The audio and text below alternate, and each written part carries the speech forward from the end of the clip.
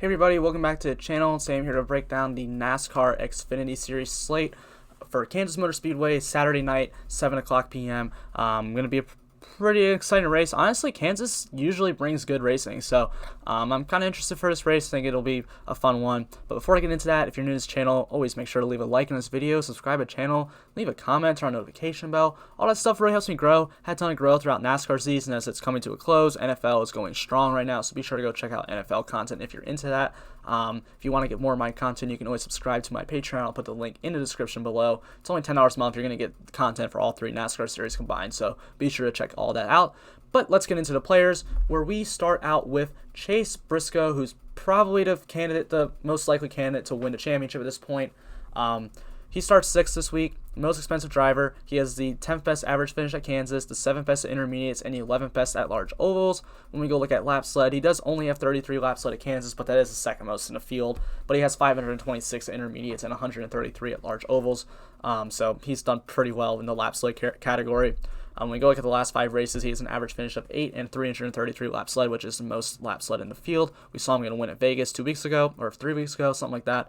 Yeah, 3 weeks ago we saw him get a win at Vegas, so he knows how to run these intermediate tracks. That's not a large oval, but it is an intermediate track. Briscoe's always going to be someone that we want to go to as a Dominator potential driver, so I'm not going to tell you not to play him. Justin Allgaier, 11,200, starts 7th. He has the 8th best average finish at Kansas, the 2nd best at intermediates, and the 3rd best at large ovals. We go look at lap sled, 0 at Kansas over the last few years, 623 at intermediates, and 174 at large ovals.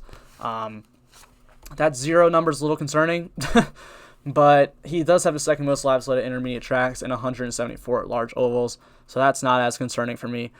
He seems to run well at these tracks, although this year the intermediates haven't really been his thing as much. He hasn't really been the dominator at these types of tracks. It's been more the short tracks, which, he's always been known for. But Briscoe and Cindric and, maybe a little Chastain have been more the guys who've been dominating the intermediate tracks. So maybe not as much of a dominator for me here. I'd definitely rather go to Briscoe. I'd definitely rather go to Cindric, who I'll talk about in a second. But Allgaier's still a fine play. If you want to go look at his last 5 races, he has an average finish 8.4 and 232 laps sled, which is the 2nd most. Austin Cindric at 10,900 will be the next guy up. He starts 2nd place, and Cindric has just been the 1.5 mile track just dominator this year. He's just been going off. Killed Kentucky. He's killed, I think, what was it? He was dominating Atlanta before having issues. There's just been, I know there's tracks I'm forgetting right now, but he's just been on fire at the intermediates this year. 2nd best average finish at Kansas, 5th best at intermediate tracks, 4th best at large ovals. When you go look at lap sled, he has 131 at Kansas this year. Yeah, he won Kansas this year. No, he didn't. He finished 2nd. He dominated his race, but finished 2nd. He has most laps led at intermediate tracks, the most laps led at large ovals by a large margin for the large ovals. He's been very, very good at these tracks. So definitely someone to look for. Last 5 races, average finish is 7, but only 75 laps led. This is honestly the coldest streak with leading laps for Austin Cindric we've seen all year, but I'm going to attack that. He starts 2nd. I want to get all over that. I think this is just a track where he should just go off, and he'll probably win this race. He's definitely my pick to win, honestly. So I think Austin Cindric's a great play. Definitely someone I want to look at as a dominator. Ross Chastain at 10,600 starts 4th. He has the 8th best average finish at Kansas, the 10th best at intermediates, and the 10th best at large ovals. When we go look at lap sled, he only has 1 at Kansas, but 487 at intermediates and 112 at large ovals. There's really a big 5 drivers who have led a ton of laps at intermediates, and I guess you can throw in a next tier of Brandon Jones and Hemrick, but it's Briscoe, Allgaier, Cindric, Chastain, and then Gragson, who've honestly just been the best 5 drivers this year in the whole entire series. So that shouldn't shock anybody. But those are your most likely dominators. We'll talk about Gragson in a second, but Ross Chastain, another guy who just could go out there and lead a ton of laps, win a race, of course. Last 5 races has an average finish of 5.6, which I believe is the best in the field. Yeah, and 179 laps led, which is the 3rd most. So he's been running really, really well as of late. So definitely someone I want to get after is Ross Chastain in tournaments. Harrison Burton, 10,200, starts 18th, been eliminated from the playoffs, which sucks, but he's been pretty good at these tracks all year. 3rd best average finish at Kansas. He has the best average finish at intermediates and the 2nd best average finish at large ovals. So this is an interesting one for me. Is Harrison Burton. He only has 8 laps led at Kansas, only 82 at intermediates, and only 80 at large ovals. He has not been a guy who leads laps this year. It's just not been his thing, but he runs up front. An average finish of 7.8 in the last 5 as well. So here's the thing of Harrison Burton. All right. So you have these pretty much 4 guys above him and 1 guy right below him. One of those 5 is like probably 95% of the time going to be the dominator of this race. They're going to lead most of the laps and they're going to win a race. That's probably what's going to happen. I'm not saying 100% is going to happen, but more than likely, at least that's what's happened this year, is going to happen. So those are the guys you want to go after. But Harrison Burton starts 18th, and it's not like in a truck. If you watch my truck video where I talked about Parker Kligerman, where like, okay, yeah, he might get a top 10, like, and he's in a similar situation, like Harrison Burton might win this race. He might get a top 3. Like, that's what he's been running this year. I mean, he finished 3rd at Kansas earlier this year. He has the best average finish at intermediates, the 2nd best average finish at large ovals. He knows how to find a way to run up front at these races. He just can't get out front. So I want to play Harrison Burton. You're going to have to, if you want to stack 3 of these guys up top, that's going to be tough. If you're playing Harrison Burton, though, you're probably more looking towards, like, a 1 dominator race, where Briscoe or Cindric leads, like, 150 laps. That's what you're looking towards, instead of it being a 2 dominator race.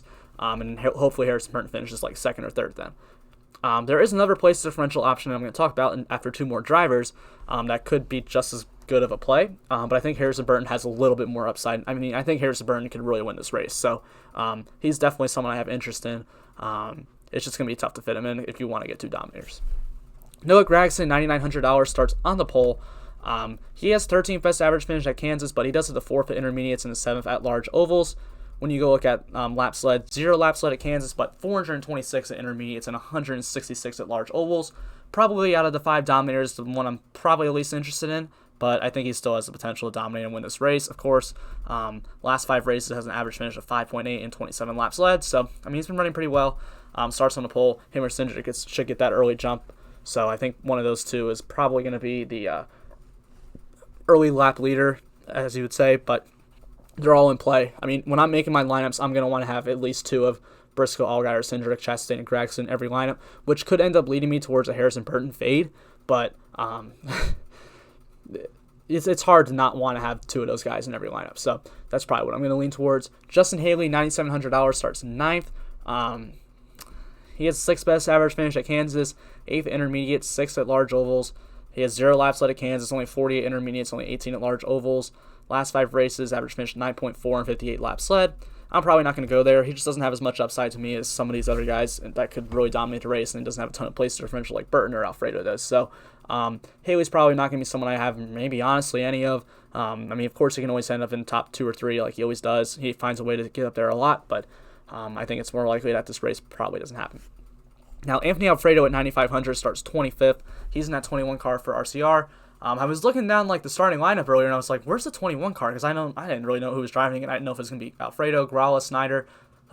So I was just trying to find it, and I saw 25th. And I'm like, "Oh my God, he's gonna be like 10,000 on DraftKings." It's pretty close.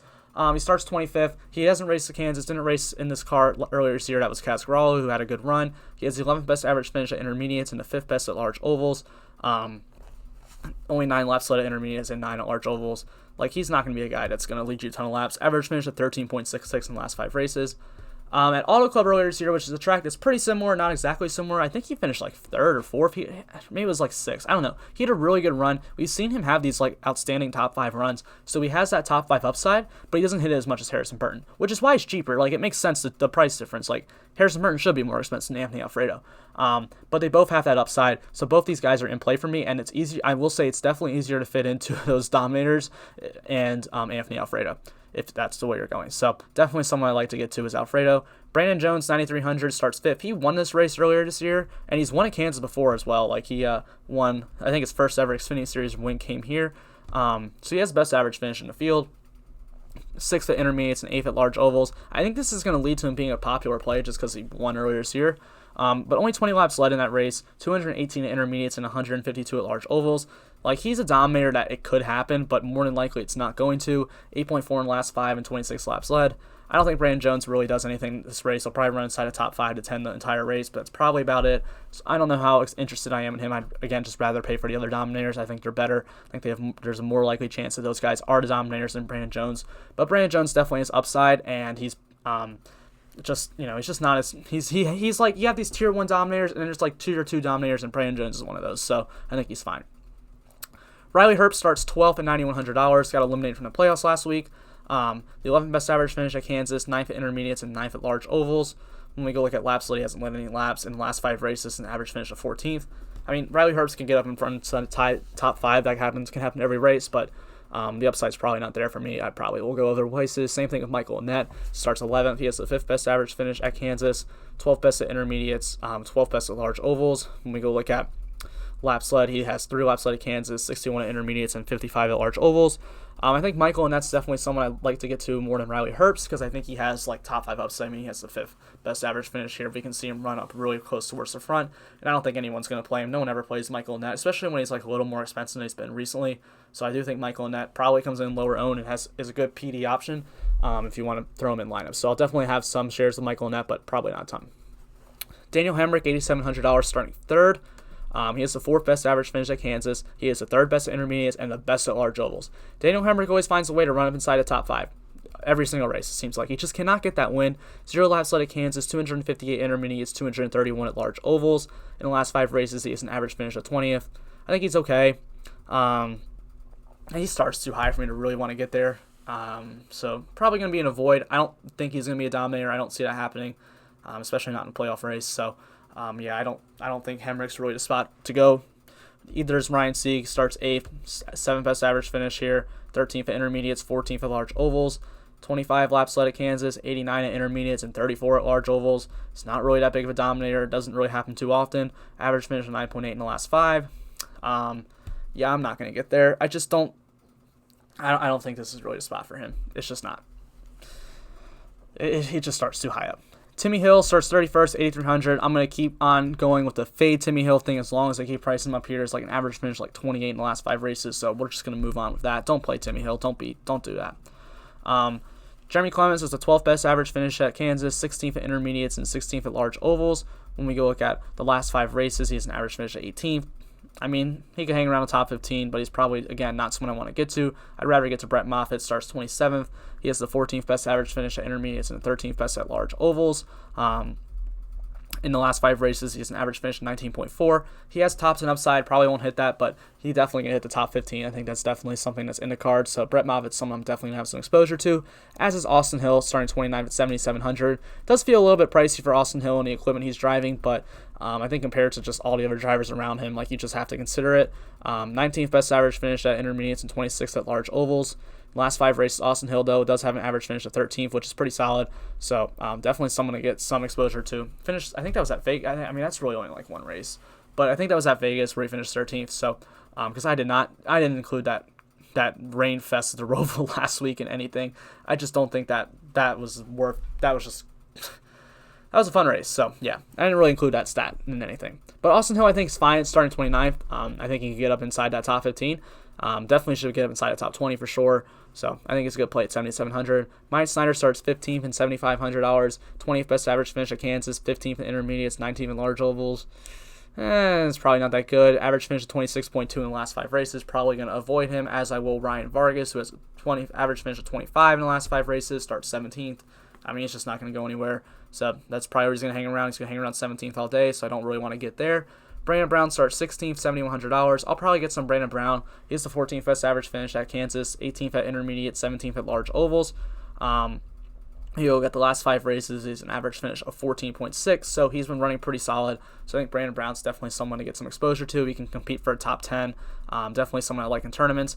Alex LeVay starts too high, starts 10th. I'm not going to play that. Josh Williams, 6,800, starting 23rd.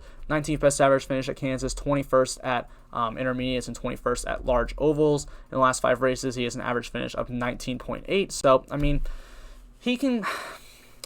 I don't think this is a spot to really get to Josh Williams. I mean, I guess he can compete for a top 15, but more than likely that's not going to happen. If you want to get there, I think he's okay, but I just think it's a little bit of a thin play. He's a little bit too expensive. Like, he's been priced down like the lower 6K, 5K range recently, and I've been like, that's fine. I'll pay that for Josh Williams now, but like at 6,800, I don't know how much I really want to get of that. Tommy Joe Martin starts 22nd. He has the 17th best average finish at Kansas, 25th at large oval or at intermediates, and 23rd at large ovals. When you go look at the last 5 races, he has an average finish of 22.6. I think he's an okay option to go to. He's someone who has the upside to get up inside the top 15 possibly, but more than likely not.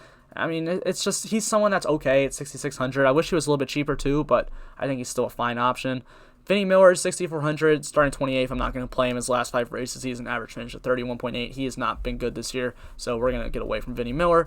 Joe Graff at 6,200, starting 19th. If you go look at Joe Graff's in the last 5 races, he has an average finish of 24.6. I don't really want to get to that either. He starts too high. Jesse Little starts 30th, 6,000. He'll probably be popular, but I want to get there. He has an average finish of like 24 in the last 5 races as well. He can always compete for a top 20. He's in the, God, what's that team's name? JD Motorsports card. All the red cars, they all look exactly the same. And whenever one of them wrecks, I'm like, I hope that wasn't the one I played tonight. And it always ends up being the one I played that night. But but Jesse Little, I think he's fine. Starting 30th, I think I'd rather get to him than like Kraft, Miller. So, and BJ McLeod starting 20th, 5,800. If he was a little bit cheaper, if he was like 5,200, I think I'd be okay playing him. But average finish of 25.6 in the last 5 races is not really what I want to get to. Starting 20th. Bailey Curry starts is $5,700. He's in that 74 car. It's better. The equipment's gotten better as the season's gone on, so I don't really hate it too much. Average finish of 23.8 in the last 5 races is not bad. So $5,700 for Bailey Curry, I'll go there. I think that's a good value. I think that's probably a better value than a lot of these other guys. And McLeod, Graff, Vinny Miller. I don't know about Jesse Little, but I think Jesse Little may have a little bit more upside, but I think Bailey Curry's fine. Definitely someone I want to get some exposure to. Jesse Iwuji, I'm pretty sure this is his first Xfinity Series start ever. He's not in good equipment. I don't want to play him. David Starr starts 21st and 5,400. He's in that 07 car that we've seen Greg Galding drive a lot this year. Garrett Smithley drive a lot this year. He just starts too high. I don't really want to get there. Josh Rayumi, 5,200, which is, he hasn't raced an Xfinity Series race all year. He's not in good equipment either. I probably don't want to get to him, but I will say he can really only go up, so he can't hurt you.